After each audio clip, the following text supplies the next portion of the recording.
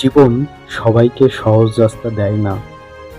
কারো সংগ্রাম চোখে দেখা যায়, আর কারো সংগ্রাম লুকিয়ে থাকে হাসির আড়ালে। তাই কাউকে দেখে বিচার করার আগে তার গল্পটা জানার চেষ্টা করবেন আগে। আজ আপনি যে কষ্টের মধ্যে দিয়ে যাচ্ছেন, হয়তো সেটাই আপনাকে আগামী দিনে শক্ত মানুষ হিসাবে গড়ে তুলছে।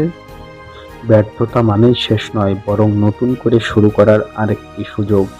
মানুষের উপকার করবেন, তবে কাউকে ছোট করবেন না। আর নিজের স্বপ্নের জন্য কাজ করে যাবেন, কারণ একদিন আপনার ধৈর্য, পরিশ্রম আর সততার ফল অবশ্যই আপনার দরজায় কড়া নাড়বে। মনে রাখবেন, অন্ধকার যত গভীরই হোক না কেন, ভোর ঠিকই আসে। তাই আশা হারাবেন না, এগিয়ে যাবেন। আপনার সময়ও একদিন অবশ্যই আসবে। জীবনে সবকিছু হারিয়ে ফেললেও আশা কখনো হারাবেন না, কারণ মানুষ টাকার জন্য নয়, আশার জন্য বেঁচে থাকে। যারা আজ তোমাকে অবহেলা করছে, একদিন তারাই তোমার সফলতার গল্প শুনবে। তাই মানুষের কথায় থেমে যেও না।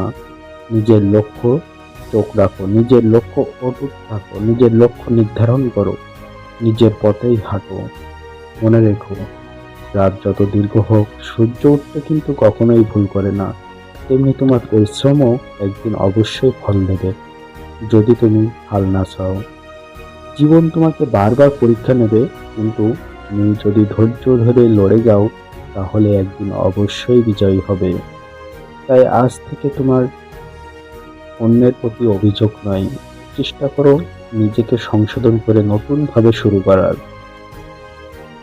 নিজের জীবনটা সুন্দরভাবে গুছোতে কেউ তোমাকে সহযোগিতা করবে না, কিন্তু তোমাকে সফলতার পথে কিন্তু অনেক বাধা দেবে।